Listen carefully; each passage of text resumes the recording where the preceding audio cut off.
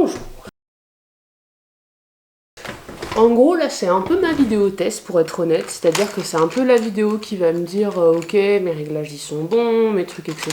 Et donc du coup je me suis dit bah écoute, trouve un truc qui t'amuse, genre un truc qui soit pas sérieux comme ça t'as pas de regrets si jamais ça marche pas. Je voulais essayer de tenter la linogravure avec en gros un truc que j'avais trouvé dans un magazine donc qui s'appelle l'histoire mystérieuse de l'occulte. Enfin c'est la première fois que je trouvais ce magazine et j'ai vu le titre, je me suis dit il est pour moi. Ça parle de sorcellerie, de tout un tas de choses, et entre autres d'astrologie. Ce qui m'intéresse plutôt. Alors potentiellement je la scannerai pour que vous la voyez mieux, là je sais même pas si elle est centrée dans l'image, donc bon, on verra après au niveau du montage, mais en gros c'est ça, qui représente l'astrologie en général, mais aussi les parties du corps qui sont reliées aux différents signes astrologiques. Donc moi en tant que Capricorne ça serait le genou, les Gémeaux c'est les bras et les épaules, Lion ça va être la poitrine et le torse, et donc du coup je trouvais ça plutôt cool. Après, je vais pas faire une reproduction exacte de ça parce que c'est trop précis pour de la linogravure. Donc là, la première étape que je vais faire, je pense qu'en gardant ça en tête, je vais essayer de faire des espèces de croquis pour voir ce que je vais essayer de mettre en place tout en faisant des recherches sur Pinterest.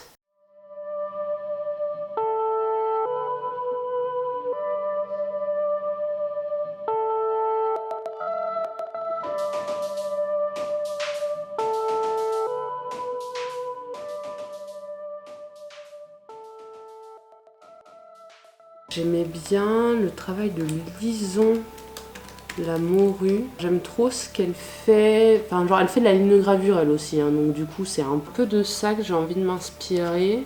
Je crois qu'elle était passée sur la chaîne YouTube de Elise Francis. Je crois qu'elle s'appelle comme ça. Et genre, j'avais vraiment bien aimé son univers. Genre, c'est là que je l'ai connue. Donc, que j'ai su ce qu'elle faisait. Ouais, voilà. Genre, ça serait un peu un truc comme ça que j'ai envie d'avoir. J'aime vraiment bien son travail, genre vraiment si vous avez envie de voir ce qu'elle fait, c'est magnifique. Maintenant que j'ai trouvé mon inspiration principale, j'ai dessiné le personnage central. J'ai fait en sorte qu'il ait à peu près la même pose pour garder mon inspiration. Je trouvais cette posture plutôt intéressante car elle avait un côté à la fois très peu naturel mais en même temps très lazy et loose. Je sais pas comment expliquer ça, on dirait que je parle d'un vêtement mais pas du tout. Mais ouais, à la fois c'est une pose très peu naturelle mais en même temps... je la trouvais intéressante à traiter et ça faisait un bon rapport avec ce que j'avais pu trouver dans le magazine. Et une fois fait, j'ai travaillé sur le fond de mon dessin et ça n'a pas donné grand chose sur papier. Donc du coup j'ai juste scanné mes images et que j'ai commencé à travailler depuis directement l'ordinateur. Je trouvais que le travail était beaucoup plus simple comme ça. Et du coup j'ai attendu le lendemain pour recommencer à travailler dessus.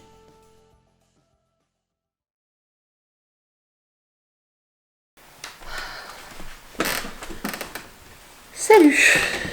Bah, je me suis mis juste sur mon PC avec ma petite tablette comme ça. Et donc le but c'est que je refasse les line art de celui-là, que je mette vraiment en place sur le format A4 où je veux que mon personnage soit, comment je veux qu'il soit, etc.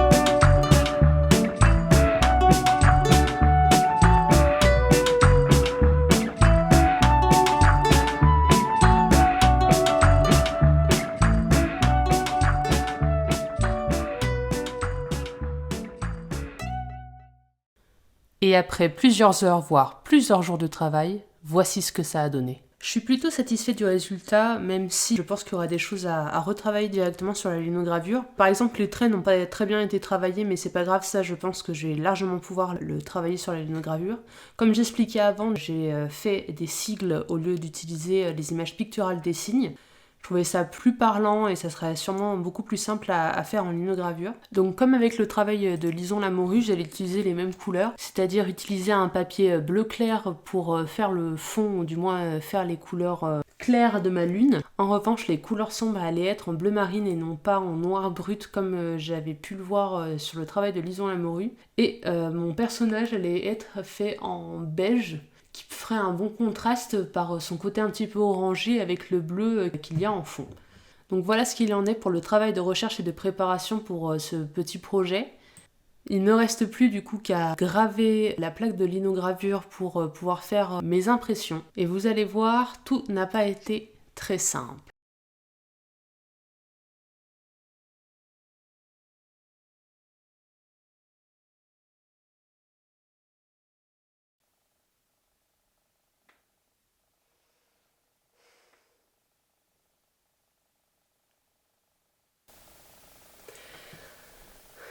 Ça fait 3 mois.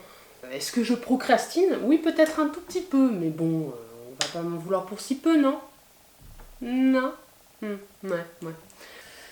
Donc, nous y voilà. J'ai imprimé du coup les deux différents patterns enfin patterns pas du tout, les deux différentes choses que je voulais carver dans le lino. Donc ça sera la partie beige, ça sera la partie bleu marine, en sachant que mon fond est bleu clair.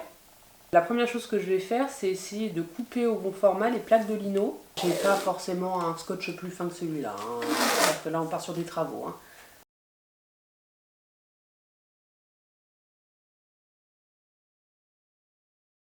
En gros, je vais prendre ce crayon 2B qui est gras et je vais faire les contours de ma silhouette avec ce même crayon gras. Et ensuite, je retournerai la feuille pour appliquer une pression dessus en espérant que le crayon de papier gras va se transférer sur le lino.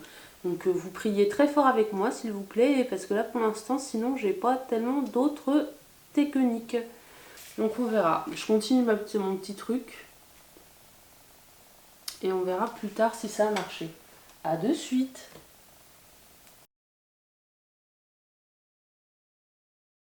Priez pour moi.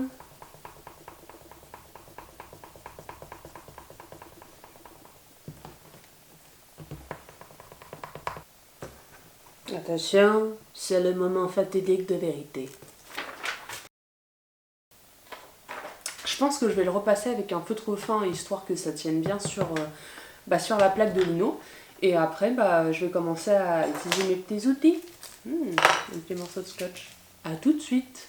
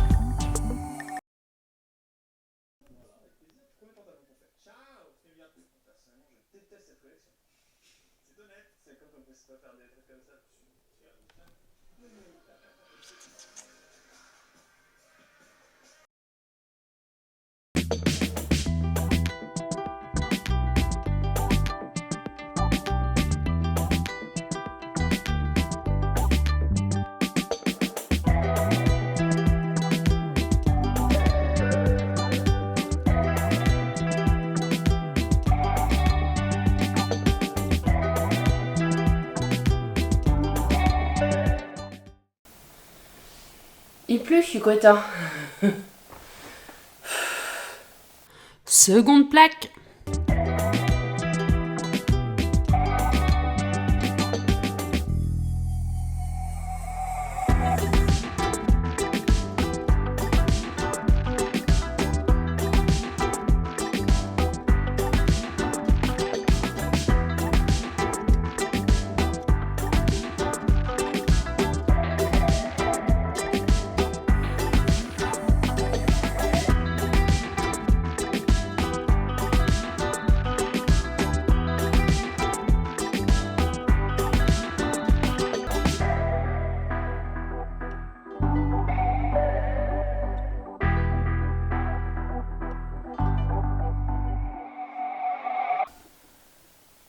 J'ai fini.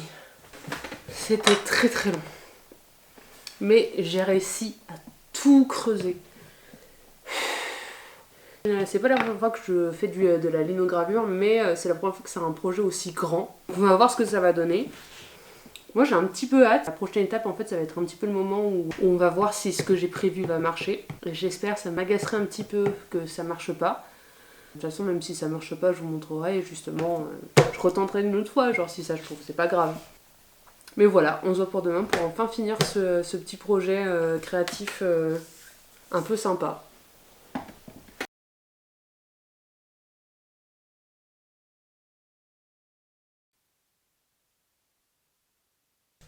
Oui, vous ne rêvez pas, il n'y a pas de son à cette vidéo. Tout simplement parce que le micro n'a pas enregistré le son de cette vidéo. Du coup j'ai le seum, et vu que j'ai le seum, bah ça va partir en voix off. Pour me faire pardonner, je vous laisse des arrêts sur image de mes meilleures grimaces. Voilà, profitez, c'est cadeau. C'est bon ? On peut continuer. Donc dans les rushs où le son n'a pas pu être enregistré, je vais passer directement à la couleur. Ce qui va se passer, c'est que du coup je vais devoir faire des mélanges car au niveau des encres que j'ai pour la linogravure, je n'ai que les couleurs primaires. Donc du coup il va falloir que j'avise et que je dose mes mélanges pour faire en sorte de trouver la couleur qui correspond en tout cas à mes envies. Pour le beige, j'ai mélangé du coup du jaune et du rouge pour avoir du orange, à laquelle j'ai ajouté un tout petit peu de bleu pour foncer un petit peu ce orange. Une fois que j'ai eu le sous-ton de mon beige, j'ai pris du blanc auquel j'ai ajouté la couleur orangée. Cette couleur, je l'ai mis de côté pour commencer à m'organiser et donc faire l'impression. Ce qui va se passer, c'est que la plaque de linogravure va agir comme un tampon sur laquelle il faudra appuyer pour bien que l'encre transfère sur la feuille que l'on aura posée soit au-dessus, soit en dessous. J'ai tenté de faire plusieurs méthodes, ça rend pas très bien. En fait, ce qui se passe, c'est qu'au moment où il faut étaler la couleur sur le lino, je pense que j'ai étalé trop d'encre, donc du coup ça faisait des taches, donc du coup ça glissait, et j'ai mis un petit temps avant d'avoir un résultat qui me convenait à peu près. Malgré tout, je reste déçue, car malgré le fait que j'ai essayé d'aplanir mes creux, il y avait quand même des traits que je ne voulais pas voir apparaître sur mon dessin qui étaient présents. Et je me suis dit que, tant qu'à faire, il fallait continuer, et même si cette couche-là était loupée, peut-être que la suivante allait arranger la chose. Bon, on se retrouve le lendemain ou le surlendemain pour justement reprendre tout ce que j'avais commencé à faire. Le fait est que mes premiers résultats étaient pas fous. Donc on va réessayer, je vous le dis, on va réessayer tout ça. Je vais caler ça de plus près pour que vous puissiez bien voir ce que ça va donner. En tout cas, j'espère que ça va réussir à donner quelque chose d'un peu plus sympa que ce que j'ai donné. Mais bon, on va essayer et si ça loupe, ça loupe. Et puis voilà, ça sera comme ça, c'est la vie, c'est comme ça, on peut pas toujours réussir. Donc on verra. Sur ce, à tout de suite.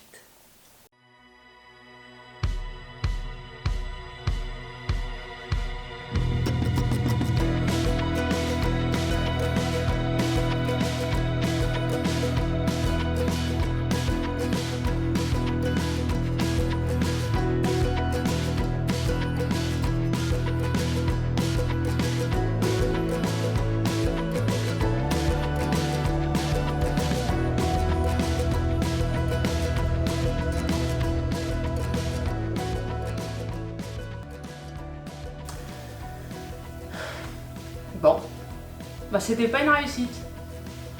Je suis un petit peu dépitée parce que ça m'a pris beaucoup de temps, beaucoup plus de temps que prévu d'ailleurs. Et c'est pas grave, je retenterai une prochaine fois avec d'autres techniques, avec potentiellement des cycles beaucoup plus gros et voilà, je préparais ça autrement. Au moins maintenant je le sais. C'est la vie de ceux qui testent des choses, font des essais. Il faut faire avec ce qu'on a. Et vivre avec le flow, c'est comme ça. Et justement, vous me verrez rater en fait une expérience et ça arrive dans la vie, c'est comme ça, et puis c'est tout quoi. C'est pas grave de rater des choses. Le tout en fait, c'est d'apprendre les erreurs qu'on a pu faire et de les utiliser après pour les projets qu'on va mettre en place par la suite. Je suis quand même plutôt fière d'avoir monté ce projet du début à la fin, de l'avoir filmé, de vous avoir montré tous mes déboires, etc. Pour ce, je vais finir, donc la première, comme dit, c'est la première vidéo que je tourne vraiment, où je suis vraiment face à une caméra. J'ai l'impression que même sans ça, au fil du process, je me suis un petit peu mis un peu plus à l'aise. Donc j'espère que vous passez une bonne journée. Moi sur ce, je vous dis au revoir et à une prochaine fois. Bisous!